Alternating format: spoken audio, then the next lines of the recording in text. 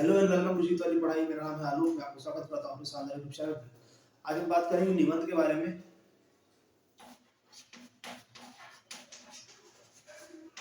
इसको इंग्लिश में एस्से कहते हैं और ये इंपॉर्टेंट है यूपीएससी और यूपी पीसीएस के लिए। निबंध का टॉपिक है कि किसी संस्था का चरित्र चित्रण उसके नेतृत्व में प्रतिबिंबित होता है। किसी संस्था का चरित्र चित्रण उसके नेतृत्व में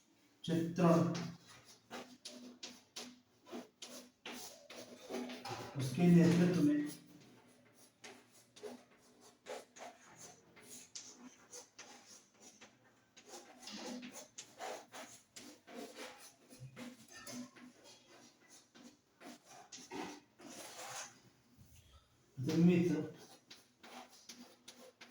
होता है। किसी संस्था का चरित्र उसके नेतृत्व में प्रतिबिंबित होता है। ये टॉपिक है, इसमें डिस्कस करेंगे। सबसे पहली बात तो है संस्था।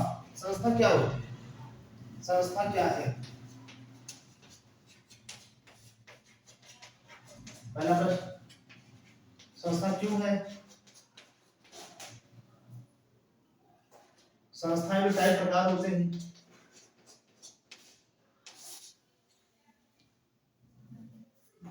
व्यक्तिगत संस्था, इसको निजी संस्था भी बोल सकते हैं, और एक होती है सार्वजनिक संस्था।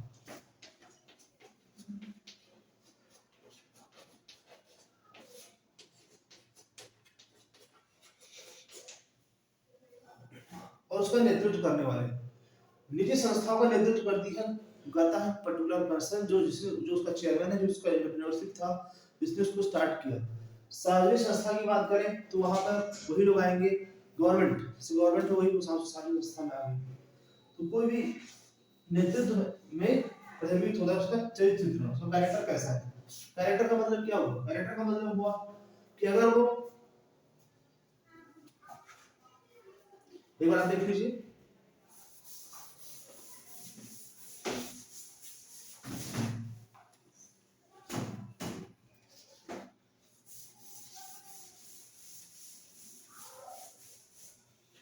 चरित्र का मतलब क्या हुआ? अगर कोई निजी संस्था है, जैसे निजी संस्था, तो फिर उसका कैरेक्टर होगा लाभ को अधिकतम करना। लाभ को अधिकतम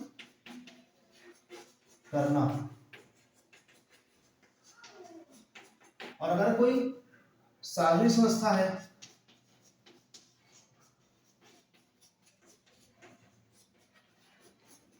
तो उसका उद्देश्य होगा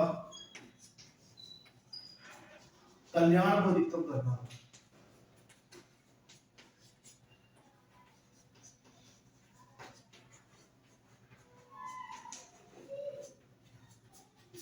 और ये दोनों बातें उसके नेतृत्व पर भी डिपेंड करती हैं। क्यों? क्योंकि निजी संस्था की शुरुआत निजी व्यक्ति कोई अपने किसी विचारधारा से अपनी लगाई पूंजी, जो उसने पूंजी लगाया, जो कैपिटल लगाया है, और जो उसको लाभ प्राप्त होता है और जो क्षति भी होती है, तो दोनों को बैलेंस करने के लिए कोई भी निजी संस्था लाभ को भी सर्वोपरि मानती है और वो लाभ भी प्राप्त करना चाहती है। लेकिन सार्वजनिक संस्था का मूल उद्देश्य कल्याण को अधिकतम करना होता है। समाजवाद का जो उदय है, समाजवाद का, वो सार्वजनिक संस्था के कारण आता है। कोई समाज जितने भी वर्गों में बटा होता है, उसमें जो मुख्य वर्ग होता है वो होता है, मुख्य दो प्रकार के वर्ग होते हैं। एक होता है कमजोर वर्ग, एक होता है शक्तिशाली वर्ग। कमजोर वर्ग क्या करता है?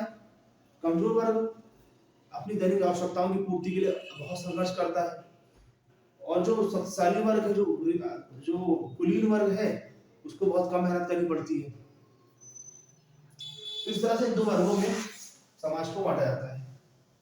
क्योंकि हमें कोई संस्था के संदर्भ में बात कर रहे हैं, तो संस्था बनाई जाती है और उसमें एक उद्देश्य निहित होता है, और उस उद्देश्य को चलाने के लिए जो नेतृत्वकर्ता होता है, नेतृत्वकर्ता की ईमानदारी, उसकी लालसा, उसकी जो मनोवृत्ति है, उसकी अभिवृत्ति है, उसकी रुचि, उसकी क्षमता, उसके अंदर जो भी कैपेसिटी, जो भी कुछ होता है, वो सब उस संस्था का कैरेक्टर होता है। अगर एक बेईमान आदमी को किसी संस्था को चलाने के लिए दे दिया जाए तो बेईमानी करेगा। कोई अमीर आदमी को दे दिया जाए तो अमीर आदमी नहीं, किसी ईमानदार आदमी को दे दिया जाए तो फिर वो उस संस्था का संचालन सुचारू रूप से करेगा, उसमें किसी प्रकार का घोटाला नहीं होगा, किसी प्रकार का जो है अनियमितताएं नहीं देखने को मिलेगी। तो इस तरह से देखा जाए तो जो एक प्रतिबिंब की बात की जा रही है कि संस्था का चरित्र चित्रण, उसका प्रतिबिंब की जो बात की जा रही है, उसमें यही है कि जो इस किताब में लिखा हुआ, थोड़ा सा बता रहा हूं आपको, कि चल पड़े जिधर दो डग मग में, चल पड़े कोटि पग उसी ओर। ठीक है, एक सही रास्ता बनाने पर कोई संस्था, जैसे मेरी समझ से कोई संस्था बनाना चाहता हूं मैं, यूट्यूब चैनल खोल के, मतलब मैं एक अच्छा कोचिंग इंस्टीट्यूट करना चाहता हूं जिससे बच्चे पढ़े और मेरी गलतियों को सुधारे। जैसे कि मैंने बहुत देर में तैयारी स्टार्ट की है, तो फिर मैं पीसीएस बन सकता हूं, लेकिन आईएएस के लिए अभी हो जाएगा। ठीक है, क्योंकि अभी 1 साल बचा हुआ है, इस वजह से। तो जब कोई अच्छी संस्था होती है, उसका नेतृत्वकर्ता बहुत अच्छा होता है, उसके नेतृत्वकर्ता में गुण होते हैं, तो क्या होता है कि उसके पीछे बहुत लोग चलने लगते हैं और वो संस्था बन जाती है। ठीक है, एक अच्छे विचार के पीछे, क्योंकि विचार जब आता है तो उसका विकास होता है। तो विचार और विकास, इन दोनों के बीच में जब जो गैप होता है, उस गैप को काटने के लिए अनेक प्रकार के अंतर संबंधों का सृजन किया जाता है। अंतर संबंधों का सृजन किया जाता है। इस तरह से इस दुनिया में सभी समान रूप से आते हैं और समान रूप से वापस लौटते हैं। मृत्यु किसी के साथ भेदभाव नहीं करती है। एक ही संदर्भ आती है, मृत्यु भेदभाव नहीं करती है। ईमानदार और बेईमान, एक ईमानदार नेतृत्वकर्ता अपनी संस्था को जिस तरह चलाएगा, एक बेईमान नेतृत्वकर्ता नहीं चला पाएगा, क्योंकि मैं नहीं कर रहा है। हो सकता है कि आने वाले समय में किस प्रकार की कोई कैरेक्टरफुल पर्सन है और उसको पकड़े और तो जेल हो जाए, जुर्माना कर दे, सारी चीजें हो सकती हैं। तो इस ऐसे का मूल यही है, मतलब बेस यही है। इस पे आप सब लोग 1000 वर्ड में लिख के दिखाइए, आपका होमवर्क है, करिए इसको। और जो इस किताब में लिखा है उसको मैं आपको बताऊंगा। Keep support my channel, subscribe my channel, share and like my channel. Thank you very much.